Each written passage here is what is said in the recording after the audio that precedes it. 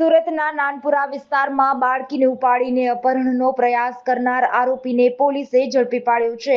આરોપીને પકડવા માટે પોલીસે અલગ અલગ ટીમો બનાવી હતી, તેમજ પોલીસ તપાસમાં ચોંકાવનારા ખુલાસા થયા છે। આરોપીને પોક્સોના કેસમાં 20 વર્ષની સજા થઈ છે અને હાલમાં તે 10 દિવસના પેરોલ રજા પર બહાર આવ્યો હતો।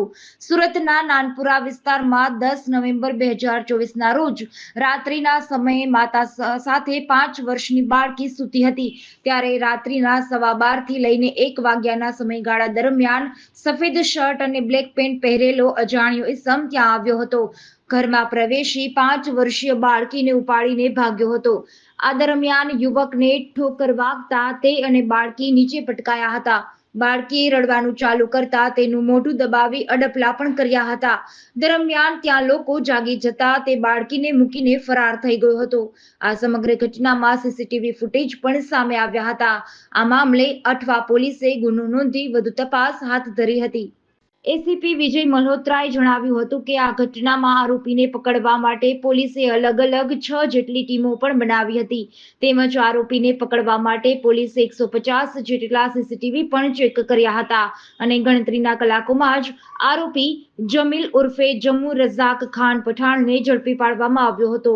આરોપી હાલ 10 દિવસના પેરોલ રજા પર લાજપુર જેલથી બહાર આવ્યો હતો, તેમજ આરોપી લાલગેટ પોલીસ મથકમાં વર્ષ 2021માં પોક્સોના કેસમાં પકડાયો હતો અને નામદાર કોર્ટે જૂન 2023માં 20 વર્ષની કેદની સજા ફટકારી હતી। ગઈકાલ તારીખ 10/11/2024ના રોજ એક ફરિયાદીશ્રીએ અઠવા પોલીસ સ્ટેશન ખાતે આવી અને પોતાની ફરિયાદ હકીકત જાહેર કરેલ કે તેમની 5 વર્ષની ભત્રીજી તેમના મધર સાથે એમના મકાનમાં સૂતેલી હતી, ત્યારે રાત્રિના આશરે 12:15 થી લઈ અને 1 વાગ્યાના સમયગાળા દરમિયાન એક સફેદ શર્ટ અને બ્લેક પેન્ટ પહેરેલો અજાણ્યો ઈસમ ઘરમાં પ્રવેશી અને એમની ભત્રીજી જે 5 વર્ષની છે એને ઊંચકી અને લઈને ભાગવા જતા અને રસ્તા ઉપર પડી જતા અને દીકરીએ રડવાનું ચાલુ કરતા તેનું મોઢું દબાવી અને એની સાથે અડપલા કરેલા અને દરમિયાન પબ્લિક જાગી જતા એ ઈસમ ત્યાંથી દીકરીને પડતી મૂકી અને નાસી ગયેલો, જે બાબતે તેઓ ફરિયાદ આપવા પોલીસ સ્ટેશન ખાતે આવતા અઠવા પોલીસ સ્ટેશનના ઇન્સ્પેક્ટર શ્રી મકવાણાનાઓએ તાત્કાલિક તેમની ફરિયાદ લઈ અને બનાવની ગંભીરતા જોતા અલગ અલગ ડી સ્ટાફની 6 જેટલી ટીમો બનાવેલી તથા આ બનાવ અનુસંધાને મદદ માટે ઉમરા પોલીસ સ્ટેશનના ડી સ્ટાફની પણ મદદ લેવામાં આવેલી અને અલગ અલગ ટીમો બનાવી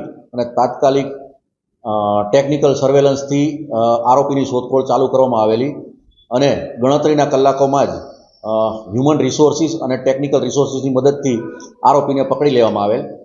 આ આરોપી જે છે એ જમીલ ઉર્ફે જમ્મુ રઝાક ખાન પઠાણ ઉંમર વર્ષ 26નો છે અને હાલ તે 10 દિવસની પેરોલ રજા પર લાજપોર જેલથી બહાર આવેલો હતો અને 2023માં એને 20 વર્ષની સજા સંભળાવવામાં આવેલી અને લાલગેટ પોલીસ સ્ટેશનના 2021ના ગુનામાં એને સજા થયેલી।